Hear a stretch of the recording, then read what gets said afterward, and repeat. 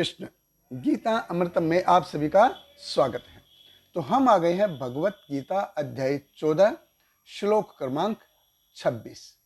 तो भगवान कृष्ण हमको उस व्यक्ति के लक्षण बताते आ रहे हैं कि जो इस भौतिक प्रकृति के 3 गुणों से ऊपर चला गया है।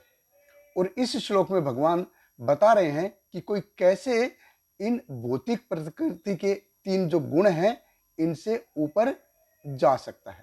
और ये भगवत गीता के बहुत ही महत्वपूर्ण श्लोकों में से एक है। तो भगवत गीता अध्याय 14 श्लोक क्रमांक 26 भगवान कृष्ण कहते हैं, माम च यो अव्यभिचारेण भक्ति योगेन सेवते स गुणान समतीत्यैतान ब्रह्म भूयाय कल्पते। भगवान कृष्ण कहते हैं, जो समस्त परिस्थितियों में अविचलित भाव से पूर्ण भक्ति में प्रवृत्त होता है वह तुरंत ही प्रकृति के गुणों को लांघ जाता है और इस प्रकार ब्रह्म के स्तर तक पहुंच जाता है। देखिए, अगर कोई पूछता है आपसे, कोई पूछता है कि यार भगवत गीता का उद्देश्य क्या है, तो भगवत गीता का जो असली उद्देश्य है वो जीव को जो भगवान और उनकी प्रकृति से अवगत कराना है। ये भगवान कृष्ण का जो शुरुआती इंट्रोडक्शन है, प्रिलिमिनरी इंट्रोडक्शन है, कि भगवान कृष्ण कहते हैं कि मैं सारे जीव आत्माओं का पिता हूं, अहम बीजप्रद पिता बताते हैं। तो शुरुआती इंट्रोडक्शन ये है। तो एंड रिजल्ट क्या होगा, तो यहाँ पे तो परिचित कराया जा रहा है, भगवान कृष्ण सारांश दे रहे हैं। तो समाप्ति क्या होनी चाहिए, असली भगवत गीता का जो परिणति है, प्रकाष्ठा है, चरम बिंदु है, वो क्या होना चाहिए। भगवान कृष्ण कहते हैं कि वो है मेरे को जानना, मेरे को समझना। तो भगवान कृष्ण कहते हैं कि माम च यो अव्यभिचारण भक्ति योगेन सेवते, यानी कि बिना किसी शर्त के मेरी सेवा करना, अनकंडीशनल डिवोशनल सर्विस है। व्यभिचार, व्यभिचार जैसे जिसको बोलते हैं ना कि इनलीगल रिलेशन या अवैध संबंध। जैसे किसी लड़के की शादी हो गई, शादी होने के बाद भी उसकी गर्लफ्रेंड है, या किसी लड़की की शादी हो गई, शादी के बाद भी उसके बॉयफ्रेंड है, ये व्यभिचार है। अव्यभिचार मतलब बिना इधर उधर जाए, सिर्फ भगवान कृष्ण के चरणों की तरफ सारा का सारा ध्यान है। देखिए, भगवान ने अध्याय 9 में भी जैसे पहले बताया है कि मन मना भव मद भक्तो मद याजी माम नमस्करो, कि मेरे भक्त बनो, मेरी पूजा करो, मेरे को नमस्कार करो। और अध्याय 18 के 66वें श्लोक में जैसे आगे जैसे भगवान बताएंगे, सर्व धर्मान परित्यज्य माम एकम शरणं व्रज अहम त्वाम सर्वपापेभ्यः मोक्षयिष्यामि मा शुच, कि सारे एकमात्र माम एकम, एकमात्र मेरी शरण में आओ, मैं सारे पापों से मुक्त कर दूंगा, तुम डरो मत।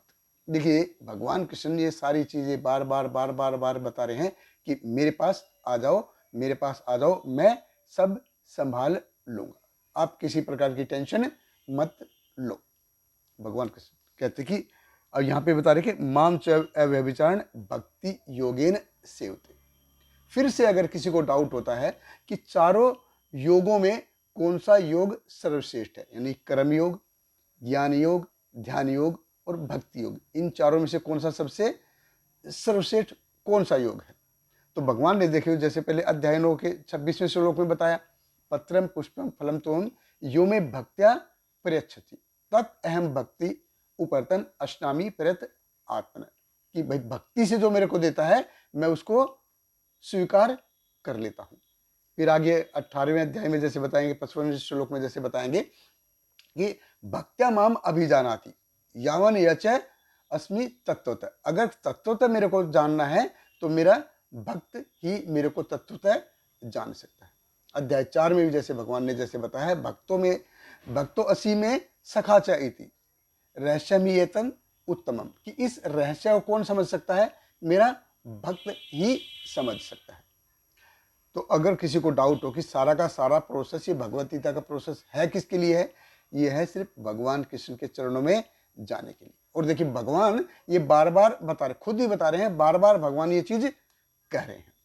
तो हम में से ज़्यादातर, देखिए ज़्यादातर हम में से क्या है, भगवान के पास जाते हैं या किसी देवता की शरण में जाते हैं, तो उसमें होता है कि उसमें मेरे लिए क्या है, मेरे को वहाँ जाने से क्या मिलेगा, मेरा क्या फ़ायदा है उसमें। भगवान कृष्ण इस प्रकार की भक्ति को नकार रहे हैं, सिरे से इसको नकार रहे हैं कि भक्ति करनी है, मेरी भक्ति करनी है बिना किसी शर्त की, अनकंडीशनल डिवोशनल सर्विस मेरी करनी है। तो भौतिक, इस भौतिक जगत में देखिए, अगर थोड़ा सा भी भक्ति का भी अगर लेश मात्र, अंश मात्र में बचा है, तो सिर्फ जो माता पिता का जो प्यार है उसमें ही बचा है। बाकी के रिलेशन हैं और सारे रिलेशन हैं, लेकिन उन सारे रिलेशन में कहीं ना कहीं उन रिश्तों में कुछ ना कुछ थोड़ी बहुत आशा रहती है।